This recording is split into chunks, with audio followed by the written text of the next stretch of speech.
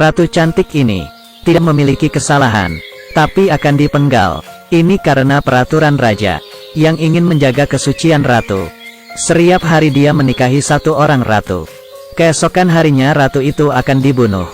Raja Baghdad memiliki banyak wanita, tapi wanita-wanita ini tidak ada yang dia cintai. Raja hanya mencintai ratunya. Setiap hari raja mengungkapkan rasa cintanya. Pemerintahan yang hancur ini membuat Perdana Menterinya menjadi cemas.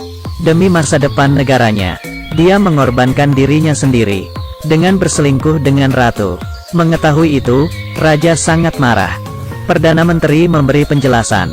Saya mengorbankan diri, membuktikan kepada raja, tidak ada cinta yang abadi.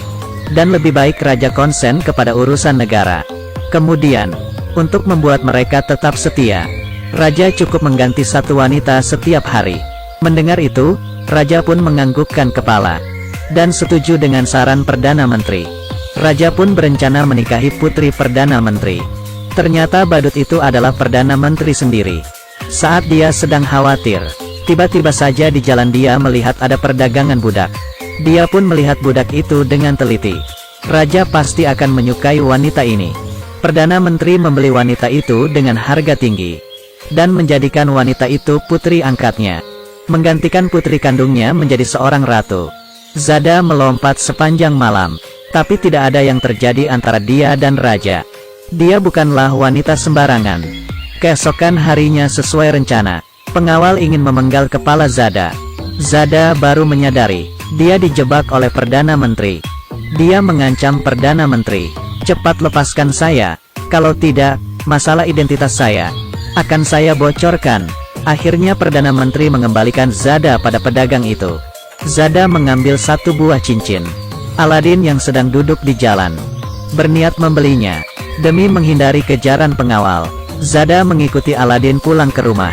Siapa sangka Aladin yang duduk di atas tumpukan sampah tidak pernah makan. Dengan pikiran dia akan kenyang, Zada mencari makanan di tempat sampah. Dia menemukan sesuatu yang dapat dijual.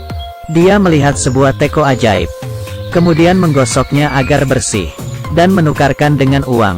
Tiba-tiba teko itu mengeluarkan api. Seseorang yang memakai jas turun dari atas langit. Dia berkata mulai sekarang Zada adalah majikannya. Dia adalah jin, dia dapat mengabulkan semua keinginan Zada. Zada langsung meminta apa yang dia inginkan.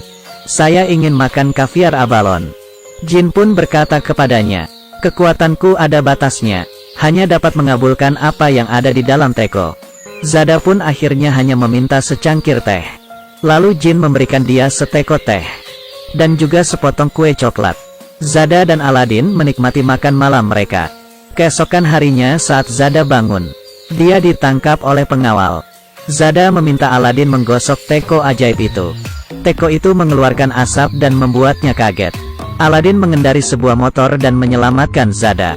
Mereka pun terdampar di gurun pasir. Aladin memutuskan untuk tinggal di gurun. Dia ingin menjadi seorang filosof. Dan Zada akhirnya kesepian. Raja merasa ada yang aneh. Agar tidak ada yang mengkhianatinya, dia bersumpah kepada langit. Tiap hari dia akan menikahi seorang ratu. Lalu besoknya ratu itu akan dibunuh. Dengan begitu dia dapat menikah lagi. Zada mencoba melarikan diri, agar raja tidak dapat menikah lagi. Raja meminta pengawal mencari Zada. Takut Zada akan kabur lagi. Raja mengurungnya. Zada kembali menggosok tekonya. Tiba-tiba sebuah pesawat datang.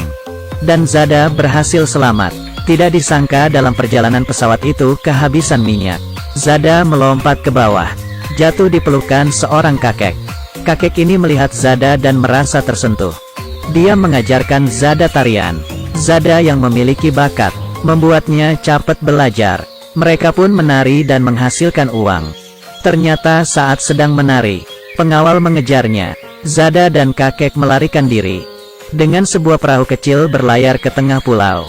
Tiba-tiba kapalnya bobrok. Mereka hanya bisa duduk di atas papan, menunggu penyelamatan. Di sisi lain, raja masih mencari Zada. Dia belajar berkomunikasi dengan seekor burung, berharap burung ini dapat menemukan Zada. Raja bahkan mencari penyihir, dan melihatnya dari bola sihir. Di mana Zada berada? Zada mengajak kakek masuk ke dalam teko ajaib, lalu pergi ke abad ke-20 di mana Jin berada, dan melihat acara TV. Jin mengembalikan mereka. Perjalanan pulang mereka mengalami badai kencang. Kakek terjatuh ke dalam air dan mati. Zada bertahan di tengah badai selama 1 malam. Keesokan harinya dia bertemu dengan kapal yang lewat. Dan dengan pengalamannya, dia mencari pemandu kapal. Berpakaian seperti seorang kapten kapal. Tubuhnya berubah seperti pria kuat.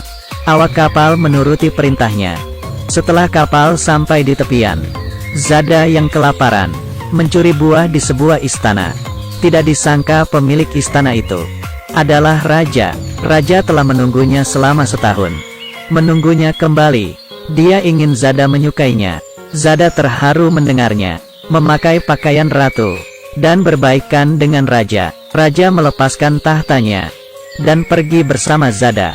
Mereka berkelana selama 1 tahun, membuat mereka kehabisan uang. Raja pun berubah menjadi seorang pesulap. Dia belajar cara menyulap demi mencari uang. Perdana Menteri datang mencarinya. Dia berharap raja mau pulang bersamanya. Sekarang raja hanya ingin hidup bersama Zada dan tidak ingin pulang menjadi raja. Perdana Menteri mencuri teko ajaib. Dia memberitahukan ke semua orang Zada seorang penyihir, dan Zada telah menipu raja. Semua orang pun mempercayainya.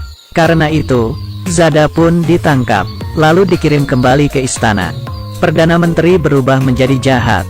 Dia meminta kepada Jin untuk menghilangkan raja, agar dia dapat menguasai dunia. Teko ajaib jatuh ke dalam laut. Perdana Menteri kembali ke istana. Dia mengumumkan bahwa raja sudah mati. Dia akan menggantikan posisi raja.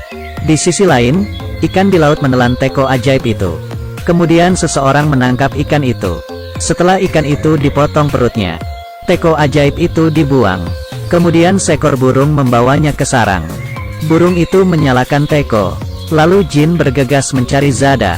Melihat Zada dalam bahaya, Jin memindahkan tentara penyelamat. Keesokan harinya saat Zada akan dipenggal, Zada dengan tenang bersandar di atas papan kayu. Eksekutor merapikan rambut panjangnya. Seorang anak kecil bertanya, apa kesalahan yang dia lakukan? Tapi tidak ada yang tahu. Zada mengangkat kepalanya, kemudian menceritakan pengalamannya. Ternyata kisahnya terlalu menarik. Pengawal meletakkan pekerjaan mereka, duduk dan mendengarkan ceritanya. Saat kisah itu akan berakhir, Perdana Menteri datang, meminta pengawal cepat memenggalnya. Semua orang protes. Kita ingin mendengarkan kisah. Zada menyerah. Dia meminta eksekutor segera memenggalnya. Tapi eksekutor tidak dapat melakukannya. Semua orang menangis. Akhirnya Perdana Menteri sendiri yang mengeksekusinya.